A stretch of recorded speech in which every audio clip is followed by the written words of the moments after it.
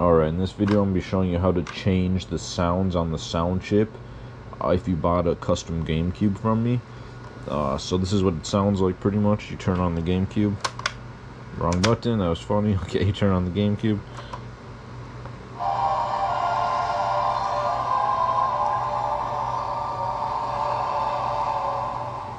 And then you can hear the disc spinning too. But if you notice on the back right here, get some light, there's a speaker, and then you can see a little USB cable right here, and that's what you're going to use, this cable, to change the sounds. It's pretty straightforward. You just yeah, we'll just wait for that. I also have to turn this one down, it's too loud, as you can tell. Yeah, sometimes when you turn off the GameCube, the sound will also happen, you know. That's just random. I mean, usually it happens if you keep the GameCube on for a while. If you just turn it on and then play the sound, turn it off, it won't. But you need to change the sound, you need a 4.5mm game bit. If you have a 3D printer like these, you can 3D print one that's online, but then you have to use the smaller side. 3D print the double-sided one, and then use the 3.5mm side. But if you buy a metal one, you buy the 4.5mm game bit for Nintendo GameCube. And then you pretty much, there's 4 holes, one here, here, here, and here. You just unscrew them all.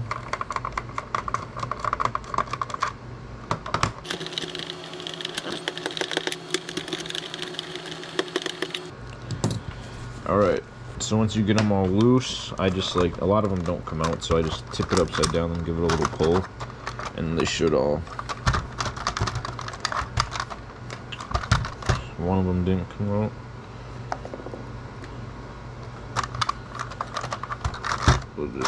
There we go. So you just take the lid off, and then you are going to, so you take that lid off, and then you come around back, you just flip it around right here, and then you see this part, you just take this off, pull it, take it off, and then if you look right down here, you'll see the speaker. Actually, let me get closer. Alright, you will see the speaker and the USB cord. So pretty much you just take this USB cord, pull it out, hold this speaker, because it's just hot glued in place, so if it comes out you can just hot glue it. But pull this, and then I do put tape here. You might want to replace it or get like a Velcro, but it's just to, you know, hold this part in there, so when you put this cover back on, it will, you know, it won't pop out and get in the way. But you just pull this cord out. If you have your computer close, you don't have to pull it all the way out, but I'm just going to show you, you can pull it all the way out. Don't be afraid to yank on it, but still be careful.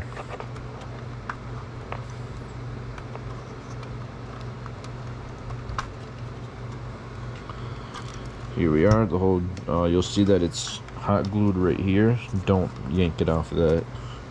So it's about this long, but you can see it's a pretty good size.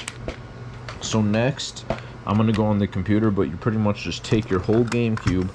It does not have to be plugged in or anything, because this is separate from the GameCube. It's not powered from the GameCube. It's powered from this little board right here. And just so you know, if this does die, you will need to charge it every, I don't know, it's probably every couple months. But if you go to turn your GameCube on and the sound stops, it's because you have to charge it. Just letting you know. So pretty much you just take this part, you plug it into your computer, and then I'm going to go on the computer and show you that part.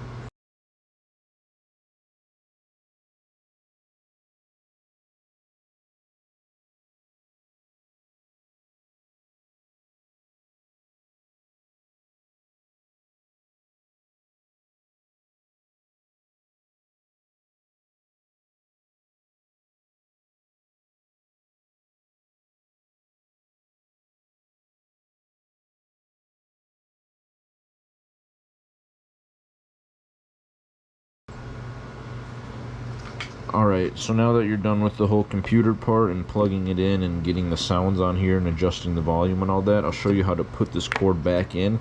And as you can see, this design is not the best because a little bit of it did get cut.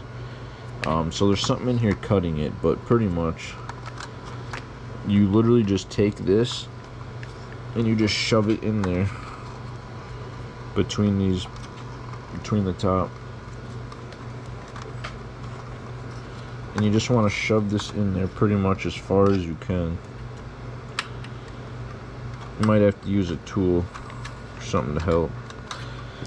But just shove that all the way back in there and then just...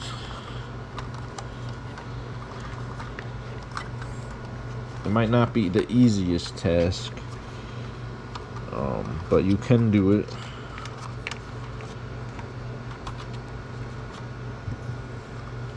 And if you use a tool, make sure the GameCube is not plugged in and try not to touch anything metal. If you're using a metal tool, I don't know if you're going to get zapped or something.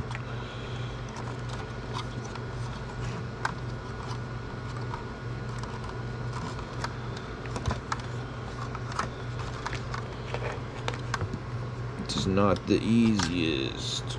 The first time I did this, I did it without a tool at all. So I don't know why it's not wanting to go in that easy right now, but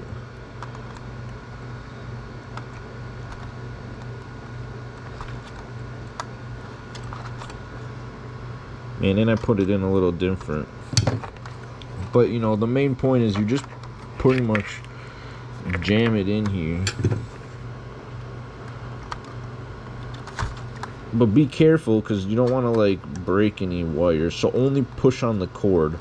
You know, like be careful. You see these wires right here? I don't know if you can see it, but these like yellow wires or whatever color they'll be for you, don't ruin it. Like if you wreck those, you'll wreck the sound chip.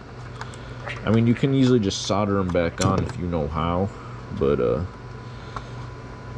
you know, if you don't, then you ruined it. But just keep pushing.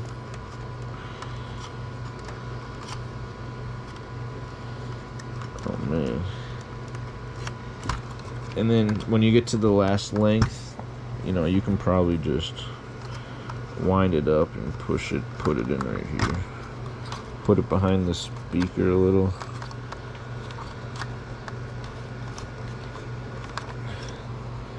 You know, and then just push it in, push it in. Then you take this,